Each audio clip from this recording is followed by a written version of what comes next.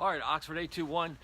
It's my day off. I need something to do, and because it's wintertime and all our trees drop the leaves, I think I'm going to work on this project here.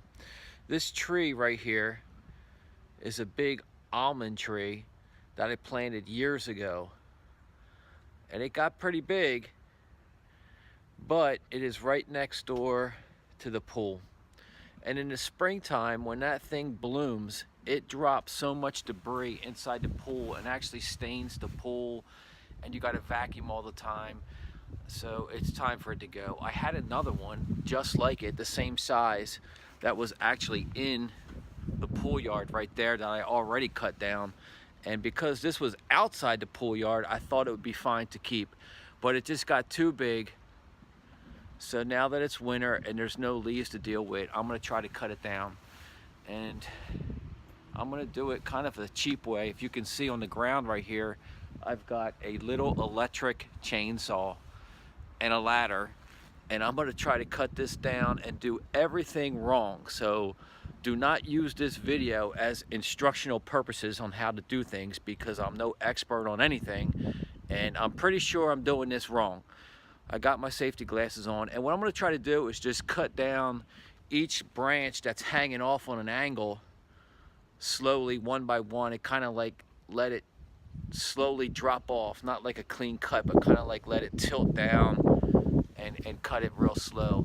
The wind's blowing hard today. I probably shouldn't be on a ladder doing any of this, but I'm bored. I'm sitting in the house and it's cold out here. It's like 30 degrees, and I just want something to do. So I'm gonna put the camera on time lapse and try to zoom up on that right there and keep the camera out of the way so it don't get smashed when a branch falls. But maybe I can get some of it done. We'll see. If I get at least a couple of the branches off to get me started, I'll be in good shape. But let me turn the camera off. I'll zoom up on that on time lapse and give you something to watch, or make fun of me with the comments and tell me how wrong I'm doing everything. All right, there we go.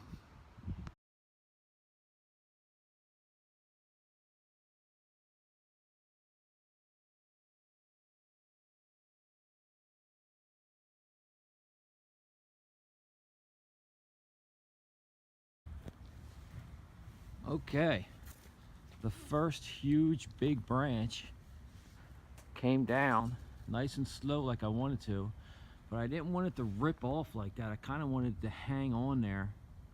But anyway, it's down. We got one loss. One fence post took a hit, but you can see that's an old rotted fence post anyway, so I had to change that. No problem. I'll take it. It did fall on the pool cover,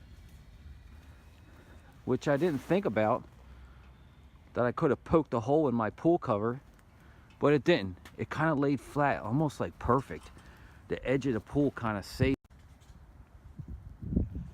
Those pool covers are about $3,000 to $4,000, so I'm glad I did do that. That would have been a terrible mistake playing around today if I just cost myself money. But and Mrs. Oxford 821 wouldn't have been too happy. But we did it. I got one fence post that broke, which was rotten anyway, so not bad. But I didn't realize how big these are. No, you don't realize how big these branches are until it's actually on the ground. But that's a lot of sawing I'm going to have to do to burn this stuff. So I'm just going to stop the video, and I'm going to, maybe I'll put it on a time lapse and I'll cut some of this up, and then I'll get up there and I'll try to get that right side that owl box on the right is on, because that's kind of leaning off to the right. I can cut that, and then I don't know how I'm going to get this one, because that's straight up. It's not, maybe off that left one, the left side of that V I can cut, but that one that's straight up and down, I don't know how. I'm about to tie a rope to it to put pressure on it to make it fall a certain way. But this is a lot of cutting up to do. Let me put this phone on time lapse, and I'll get some video of me chopping this up, and then we'll switch to another side.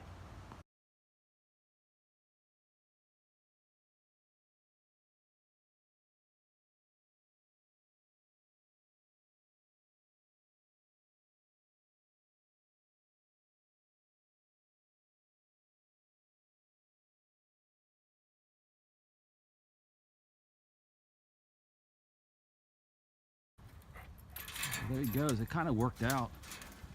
I cut all the branches that were hanging off, and I left these two because those 2 points are what was supporting all that weight, so it wouldn't damage that pool cover. So it was a lot better than I thought, but man, that's a burn pile there. I think that's all I'm gonna have to, that's all I can probably do, because I have to wait for this stuff to die to burn it. So I have to drag it down to the burn pile. It's probably gonna have to sit there for a few weeks for it to get dry enough to burn, and then I can add more to it. So I don't know if I want to cut any more down or not. Maybe a couple small branches up there hanging off on the left. But let me drag this down, and I'll see how tall this burn pile is, because I don't want it too big and out of control. So I gotta drag that down, finish cutting this, and then we'll see where we're at. And I gotta get moving because Doug's there taking all my branches and dragging them all over the yard. So I gotta get moving.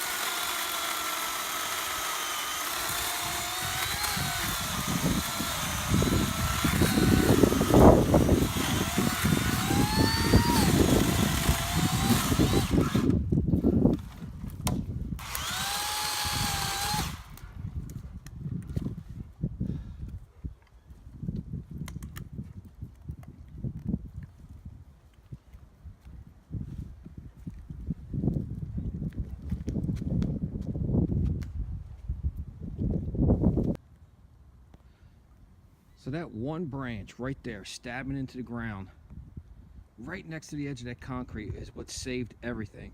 The weight of that whole branch was sitting right on that, so it wouldn't push down through that pool cover.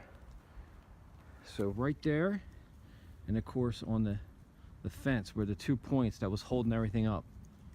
So I just about got this all cleaned up. I'm just going to get rid of the rest of this down to the burn pile. And this was a pecan tree. I'm not sure what I said earlier, but it's a pecan tree. I don't know if I said almond or pecan. But anyway, this branch, I actually did score it underneath so it wouldn't rip like that. But when it came down and rolled, twisted a little bit, and ended up ripping like that. But I did have a score line. Oh, you can see it right there. I did cut through the bottom of it, but it didn't help. It still ripped it.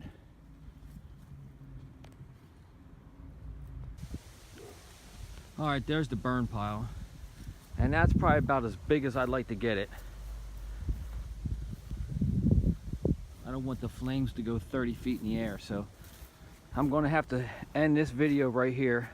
But you can see with the burn pile, I like to put the big stuff on top because it squishes it down. In a few weeks, that'll be compacted really good and hopefully dried out, and it'll burn a lot easier. But that big one going across there, man, that sucker, that thing must have weighed over 50 pounds. I had to carry that down by itself. It was heavy, heavier than I thought. So they're really full of water. But that's it.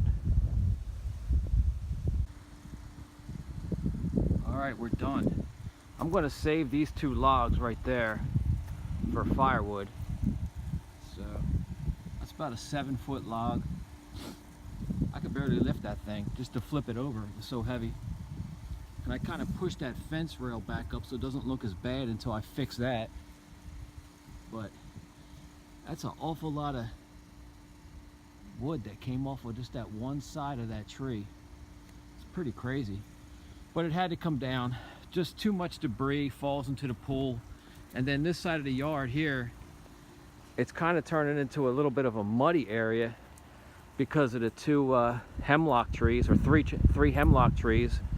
So the sun, it can't come through here and hit this whole ground area and dry it out.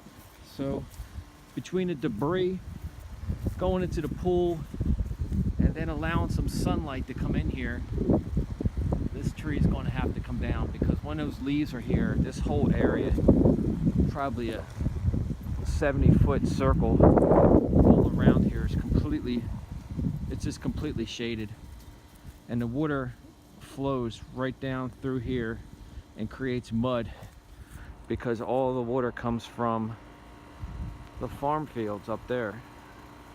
The runoff comes all across the road, through the yard, right down here, and along the left side of the pool, right through here. So if I get rid of the rest of this tree, it'll open it up and dry it out a little bit better and keep the pool yard a little bit cleaner. So that's all I can do. It's just too much for me to burn at one time. So that's the end of this video, and I'll come back and get the rest of this tree later.